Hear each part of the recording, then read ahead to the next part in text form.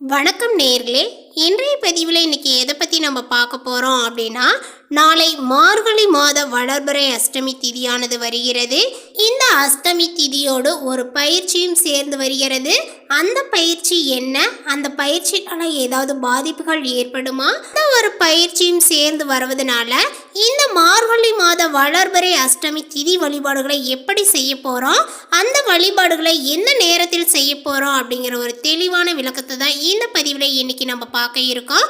பதிவை தொடர்ந்து கடைசி வரையிலும் பார்த்து பயனடையுங்கள்.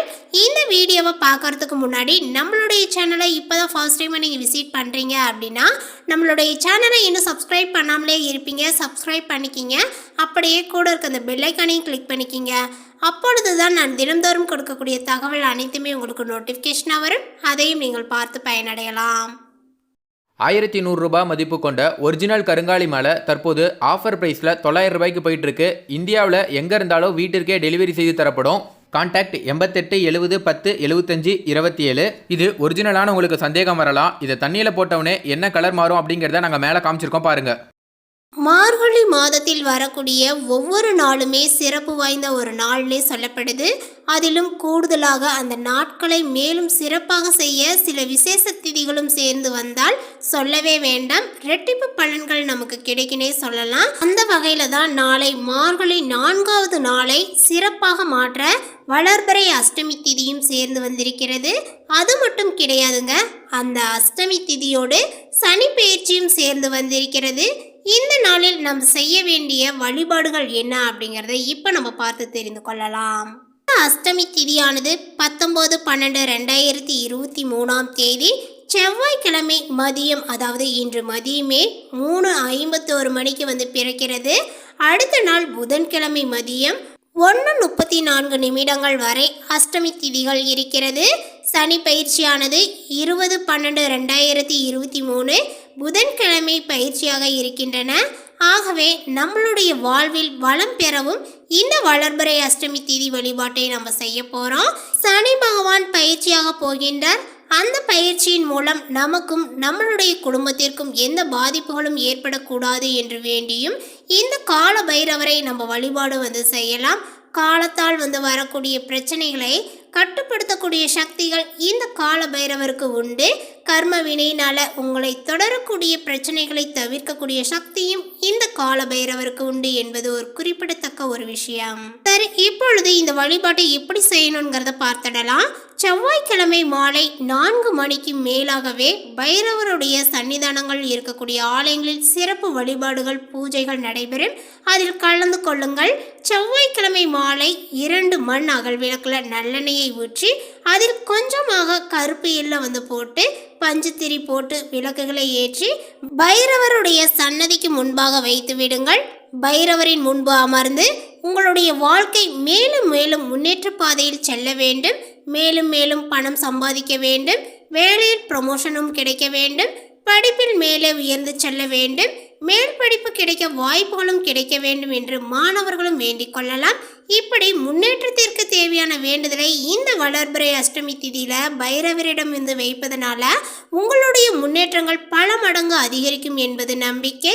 கூடுதலான இன்னொரு விஷயங்கள் என்னவென்றால், நம்ம எள்ளு போட்டு தீபங்களை ஏற்றி வைப்பதனால சனி பகவானால் சனி பயிற்சியால் எங்களுக்கும் எங்களுடைய குடும்பத்திற்கும் பாதிப்புகள் வரக்கூடாது என்று இந்த வளர்பிறை திதியில் கால பைரவரை நினைத்து வேண்டிக் கொள்ளணும். அனைவரும் நாளை தினத்தை மறவாமல் கால பைரவரை இந்த மாதிரி வழிபாடுகளை செய்தீங்க அப்படின்னா உங்களுக்கு பல மடங்கு நன்மைகளே ஏற்படும். ஸோ அதனால் நாளை தினத்தில் மறவாமல் இந்த மாதிரி கால பைரவருக்கு தீபங்களை ஏற்றிடுங்க. இந்த சனி பயிற்சியின் மூலம் உங்களுக்கு பிரச்சனைகள் வரும் என்று சூழ்நிலைகள் இருந்தால் கூட வரக்கூடிய பிரச்சனைகளில் இருந்து உங்களை காப்பாற்றுவார் கால பைரவர். காவல் தெய்வமாகவும் நிற்பார் என்று சொல்லப்படுது. நாளை வருகின்ற இந்த அஷ்டமி திதியன்று கால பைரவரை அனைவருமே மறவாமல் வணங்குங்கள். அவருக்கான இந்த ஒரு தீபத்தையும் ஏற்றி வழிபாடுகளை செய்து கொண்டு உங்களுடைய ஆழ் மனதில் ஏதாவது வேண்டுதலை வைத்து அந்த வேண்டுதலை நிறைவேறணும் அப்படின்னு சொல்லிட்டு அந்த தீபத்தை ஏற்றுங்க. நிச்சயமாக அந்த ஒரு வேண்டுதல் உங்களுக்கு பலிக்கும். தீய சக்திகளை அழித்து அடியார்களை காப்பதற்காக சிவபெருமானால உருவாக்கப்பட்ட ரூபமே பைரவர். நாய் வாகனத்துடன் நிர்வாண திருமேனியுடன் இருக்கக்கூடிய இவரே உண்ணிய தலமான காசியின் 8 மூலைகளிலும் இருந்து காவல் காப்பதாக சொல்லப்படுகிறது. பைரவரே மும்மூர்த்தியினுடைய அம்சமாகவும் விளங்குவதனால படைத்தல், காத்தல், அழித்தல் ஆகிய முத்தொழிலுக்கும் காரணமானவர் இவரே என்றும் சொல்லப்படுது. அஷ்டமி என்பது பைரவருக்குரிய வழிபாட்டு நாளாகும். வளர்பிறை அஷ்டமி நாளில் கால பைரவர் அல்லது சொர்ண பைரவரை வழிபடலாம். கால பைரவர் போற்றியை 108 போற்றி அல்லது 1008 போற்றி பாராயணங்களை செய்யலாம். கர்ஷ்ணா பைரவரை 108 போற்றி அல்லது சொர்ண ஹர்ஷ்ண பைரவர் 108 போற்றி ஆகியவற்றையும் பாராயணம் செய்தால் சுபமங்கலங்களும் சேரும், தலைக்குனியா வாழ்க்கை வாழவும் முடியும். அஷ்டமி, நவமி ஆகிய நாட்களில் சுப காரியங்கள் செய்வதை தவிர்க்க வேண்டும் என காலம் காலமாக நமது முன்னோர்கள் சொல்லி வருகின்றார்கள். அதே சமயம் அஷ்டமி திதி மிகவும் சக்தி வாய்ந்தது. இந்த நாளில் ராகு காலங்கள் போன்ற நேரத்தில் விளக்கேற்றி வழிபட்டால் எப்படிப்பட்ட துன்பமும் பறந்து போய்விடும் என்று பரிகாரத்தையும் கடைபிடித்து வருகின்றோம். சக்தி வாய்ந்ததாக வழிபாட்டு நாளாக சொல்லப்படக்கூடிய நாளில் ஏன் சுப காரியங்கள் செய்யக்கூடாது என கேள்வியும் பலருக்கும் உள்ளது. உலகில் உள்ள அனைத்து ஜீவராசிகளுக்கும் உணவு, உடை போன்ற அனைத்து விதமான செல்வங்கள், ஐஸ்வர்யங்களை அள்ளி தரக்கூடியவர்கள் அஷ்டலட்சுமிகள் தான். அனைத்திற்குமே லக்ஷ்மி கலாச்சாரங்கள் வேண்டும் என்பார்கள். பொதுவாக லக்ஷ்மி தேவி என்றதும் அனைவருக்கும் செல்வம்தான் நினைவிற்கு வரும். ஆனால் மகாலட்சுமியுடன் சேர்ந்து 8 லக்ஷ்மிகள் உள்ளனர். தைரியம், தானியம், சந்தானம் என மனிதனுடைய வாழ்க்கைக்கு தேவையான 16 விதமான செல்வங்களை அருளக்கூடியவர்கள். உணவு துவங்கி காரிய வெற்றி வரை லக்ஷ்மியின் அருட்கலாச்சாரங்கள் வேண்டும். தைரிய லக்ஷ்மி மட்டும் உடன் இருந்து விட்டால் மற்ற அனைத்து லக்ஷ்மிகளும் தானாகவே தேடி வந்து விடுவார்கள். ஆனால் இந்த 8 விதமான லக்ஷ்மிகளும் சிவரூபமான சொர்ண பைரவரிடம் அருளை பெற்று அதன் மூலம் கிடைத்த அருட்சக்தியை கொண்டுதான் உலக உயிர்களை காத்து வருகின்றனர். இந்த அஷ்டலட்சுமிகளும் அஷ்டமி திதி அன்றுதான் பைரவரை வணங்கி பூஜைகளை செய்து தங்களுடைய சக்திகளை புதுப்பித்து பெருக்கிக் கொள்வதாகவும் சொல்லப்படுது. அஷ்டலட்சுமிகளும் வழிபாட்டில் ஈடுபடுவதால் அஷ்டமி நாளில் நடத்தப்படக்கூடிய யாகம், பூஜை, ஹோமம், திருமணம் என சுப காரியத்திற்கும் 8 லட்சுமிகளும் தங்களுடைய அருளை வழங்க மாட்டார்கள். அஷ்டலட்சுமிகளினுடைய அருட்பார்வை இல்லை என்றால் அந்த காரியம் எவ்வாறு மங்களகரமாக அமையும்?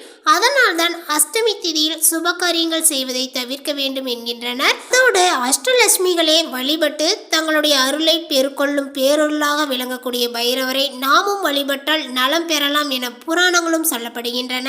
அஷ்டமி நாளில் நாமும் பைரவர் வழிபாட்டை மேற்கொண்டால் அஷ்ட ஐஸ்வர்யங்களும் கிடைக்கும், துஷ்ட சக்திகள் விரட்டி அடிக்கப்படும் என்பது ஐதீகம். நல்லவை வளர வேண்டும் என்பதற்காக தேய்பிரையை விட வளர்பிறைக்கு தான் அதிக முக்கியத்துவம் கொடுக்கப்படும்.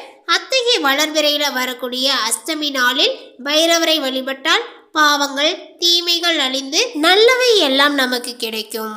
அதனால நாளை மார்கழி மாதத்தினுடைய 4வது தினத்திலேயே அஷ்டமி திதியானது பிறக்கிறது. இந்த அஷ்டமி நாளில் பைரவரையும் வழிபட்டு சனி பகவானையும் வழிபட்டு அவர்களுக்கு ஒரு தீபங்களை ஏற்றி வழிபாடுகளை செய்வீங்க அப்படின்னா நிச்சயமாக உங்களுடைய வாழ்க்கையில் நல்லதொரு மாற்றங்கள் அமையும். இந்த தகவல் உங்களுக்கு பிடித்திருந்தால் லைக் பண்ணுங்க, ஷேர் பண்ணுங்க. இது போன்ற புதிய சுவாரஸ்யமான புதிய தகவலுடன் அடுத்த ஒரு வீடியோவில் சந்திக்கலாம். தேங்க்யூ.